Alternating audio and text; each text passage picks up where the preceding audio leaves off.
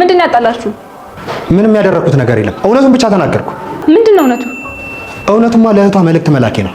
የእህትሽ አካውንት ላይ ያለው ብር የተሰረቀ ነው አልኳት። ምን? እናቴ እንደዚህ አይነት ሰው ነው እንዴ? ቆይ ንግግሬ ላይ ውሸት አለው? እና ቆይ እዚህ ውስጥ ምን አገባት? እና ለማና ቤት ልበል? እየተከታተልከኝ ነው እንዴ? ምን አለ ብዬ የምከተለ? ይኸውልህ አንድ ነገር ብቻ ልንገርህ። እውነት እልሃለሁ፣ በልጄ እምልልሃለሁ፣ ትሁት የኔ ሚስት የምትሆን። እየቃዠህ ነው?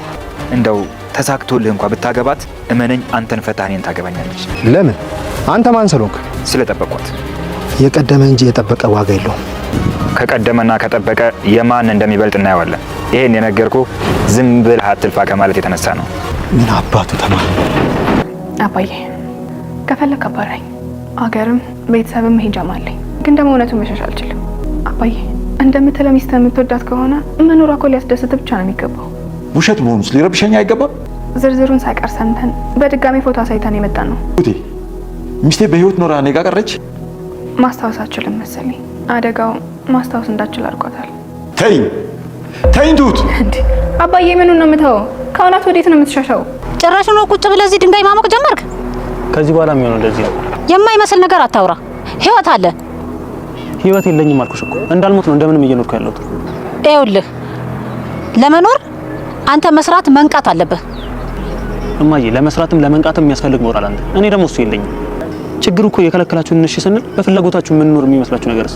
ሰላም የቻናላችን ውድና የተከበራችሁ ቤተሰቦች ዛሬ በሚስጥር በበቀል በፍቅርና በፍትህ እጦት የተወሳሰበውን የብዙዎቻችሁ ልብ የሰረቀውን ድንቅ ድራማ ትሁት ክፍል 137ን ሙሉ ዝርዝር ይዘንላችሁ ቀርበናል። እስከ መጨረሻው ድረስ አብራችሁን በመዝለቅ የታሪኩ ተካፋይ እንድትሆኑ በአክብሮት እንጋብዛለን። ታሪካችን የሚጀምረው በሽምቅ በሚላኩ መርዝ በተቀቡ የጽሁፍ መልእክቶች ነው። እዚያ ጸጥ ባለው የሆስፒታል ክፍል ውስጥ ህይወት ካልጋዋ ላይ ሆና በበርካታ ህመሞች ተማቀቃለች። አካሏ ደክሟል፣ ጉልበቷ ቀርጧታል። ሆኖም ግን ከአካሏ ስቃይ በላይ አእምሮዋ ሰላም አጥቷል። የክፍሉ ጸጥታ በድንገት በስልኳ የክሊክ ድምጽ ተሰበረ። ህይወት በዛሉ እጆቿ ስልኳን አነሳች። ስም ናቲ ይላል። መልእክቱን ስታነበው ግን የወረደባት መብረቅ ሆነባት። ቃላቶቹ ልክ እንደ ስለታም ቢላዋ ልቧን ሰነጠቁት። መልእክቱ እንዲህ ይላል። አንቺ እዚህ አልጋ ላይ ሆነሽ እየታከምሽበት ያለው ገንዘብ እህትሽ ከናቴ ላይ የሰረቀችው ንጹህ ብር ነው። አሁን በህይወት እንድትቆይ እያደረገ ያለው የናቴ ደምና ላብ ነው። በሰው ገንዘብ ህይወትሽን የምታራዝሚው እስከ መቼ ነው? ህይወት መልእክቱን ካነበበች በኋላ አይኖቿ በእንባ ተሞሉ። መተንፈስ አቃታት። ናቲ እናቷ ለሚ የተወሰደባትን ገንዘብ ለማስመለስ የሄደበት መንገድ ፍጹም ስህተት ነበር። ምንም የማታውቀውን በሞትና በህይወት መካከል የምትማቀቀውን ንጹህ ሴት የስነ ልቦና ጦርነት እየከፈተባት ነው። በሰው ገንዘብ አልታከምም ብላ ራሷን እንድታጠፋ ህክምናዋን አቋርጣ እድሜዋን እንዲያጥር በጭካኔ እየገፋፋት ነው። ይህንን የናቲን ኢሰባዊ ድርጊት አጥብቃ የምትቃወም አንድ ሴት በታሪክ ውስጥ ትነሳለች። እሷም ትሁት ናት። ትሁት ስሟ እንደሚያመለክተው ትሁት፣ ሩህሩህና መልካም ልብ ያላት ሴት ናት። ነገር ግን እውነትና ፍትህ ባለበት ቦታ ሁሉ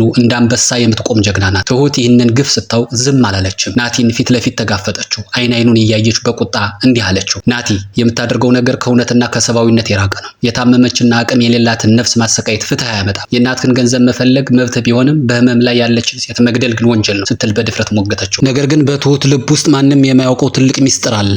በግል ህይወቷ ናቲን ከልቧ ተወደዋለች። የህይወቷ አጋር እንዲሆን ሽማግሌዎችን ልኮ ውብ በሆነ ስነ ስርዓት እንዲያገባት ትመኛለች። ሆኖም ግን ለሱ ያላት ጥልቅ የፍቅር ስሜት ለእውነትና ለፍትህ ያላትን ታማኝነት በፍጹም አላወረው። ፍቅር ሌላ ፍትህ ሌላ መሆኑን በተግባር አሳየች። በትሁት ህይወት ዙሪያ ግን ሌላም ያልተቋጨ የታሪክ ምዕራፍ አለ። እሱም ተመስገን ይባላል። ተመስገን የልጁ አባት ነው። ተመስገን ትሁትን ነፍሱ እስክትወጣ ድረስ ያፈቅራታል። ነገር ግን ከዚህ በፊት በፈጸመባት ከባድ ልብ ሰባሪ በደልና ክደት ምክንያት ትሁት አጥብቃ ተጥለዋለች። ፊቷ ልታሳየው፣ ድምጹን ልትሰማ፣ በአቅራቢያዋ እንኳን ልታየው ፈቃደኛ አይደለችም። ተመስገን ግን ተስፋ አይቆርጥም። የሰራው ስህተት ሁልጊዜ እያሳደደው ይጸጸታል። ተደጋጋሚ እግሯ ስር እየወደቀ ይቅርታ ይጠይቃታል። ትሁትንና ልጁን እስከ ህይወቱ መጨረሻ ድረስ ለመጠበቅና ለመንከባከብ ለራሱ ቃል ገብቷል። የበደላትን በደል በፍቅር ለመካስ ሌት ከቀን የሚባዝን እውነተኛ ግን ደግሞ የተጎዳ አፍቃሪ ነው። በትሁት ልብ ውስጥ ያለው ጥላቻ ወደ ፍቅር ይለወጥ ይሆን የሚለው የብዙዎቻችን ጥያቄ ነው። በሌላ በኩል ደግሞ በዚህ ሁሉ መከራ መካከል ፍጹም ንጹህ የሆነ የፍቅር እሳት ይነዳል። እሱም በቤቢና በህይወት መካከል ያለው ፍቅር ነው።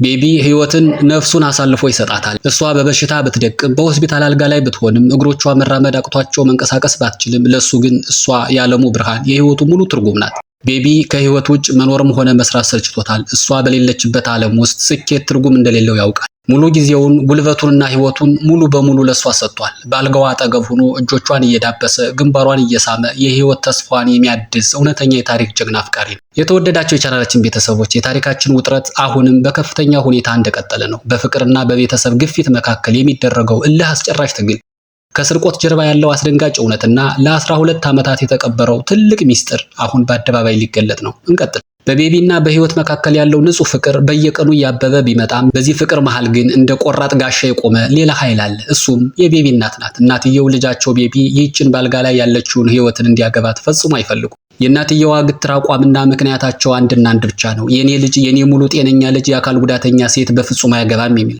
እናትየው ለልጃቸው መልካም የትዳር ህይወት የሚጨነቁ ቢመስልም እውነተኛ ፍቅር ግን የአካል ጥንካሬን ወይም ሙሉነትን እንደማይጠይቅ ሊረዱ አልቻሉም። ፍቅር በነፍስና በነፍስ መካከል የሚደረግ የቃል ኪዳን ትስስር መሆኑን ሙሉ በሙሉ ዘንግተውታል። አሁን ቤቢ በትልቅ አጣብቂኝ ውስጥ ወድቋል። በአንድ በኩል የወለደችው እናቱ የምታሳድርበት ከባድ የስነልቦና ግፊት፣ በሌላ በኩል ደግሞ ለህይወት ያለው ጥልቅና የማይነጥፍ ፍቅር። ቤቢ በሁለቱ መሃል ተዋክቧል። ህይወቱ በጭንቀት ተሞልታለች። አሁን ወደ ዋናውና የብዙዎቻችን አእምሮ ወደ ወጠረው ትልቁ ጥያቄ እንመለስ። ቤቲ እውነት ሌባ ናት? የናቲን እናት ያለሜን ብር ለምን ወሰደችው? ቤቲ የህይወት ታማኝና ተወዳጅ እህት ናት። መጀመሪያ ላይ ሁላችንም እንደገመትነው ቤቲ ብሩን የወሰደችው ባልጋ ላይ የምትማቀቀውን እህቷን ህይወትን ለማሳከም እየጣረች ስለሆነ መስሎን ነበር። ነገር ግን እውነቱ ከዚህ እጅግ የራቀና እሳታማ ነው። ቤቲ ብሩን የወሰደችው ሰርቃ ወይም የግል ጥቅም ፈልጋ አይደለም። ቤቲ ይህንን ገንዘብ የወሰደችው የተጓደለባትን በገንዘብ የተሸጠባትን ፍትህ ለማግኘት እንደ መያዣ ወይም ኮላተራል አድርጋ ነው። የታሪኩ መነሻ እንዲህ ነው። ህይወት ዛሬ እግሯ ክዷት ባልጋ ላይ እንድተኛ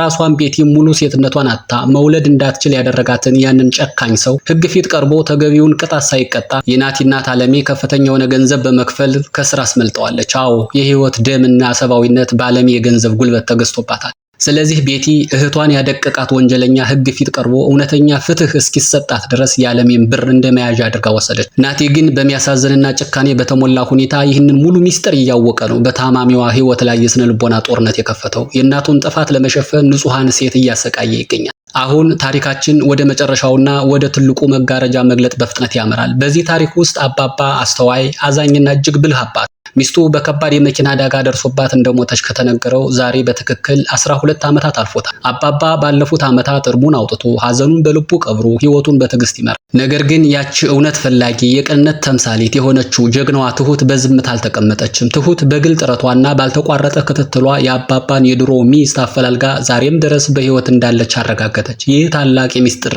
መጋረጃ ተቀደደ። ትሁት በከፍተኛ ስሜት መታ ይህንን እውነት ለአባባ ስትነግረው የአባባ መንፈስ ሙሉ በሙሉ ተጨነቀ። መላ አካሉ ተንቀጠቀጠ። ሚስቴ ለ12 ዓመታት የሞተች መስሎኝ የኖርሁት ሚስቴ ዛሬ በህይወት አለች የሚለው ቃል አእምሮውን አወከው። የክፍሉ ጸጥታ በአባባ የልብ ትርታ ድምጽ ተሞላ።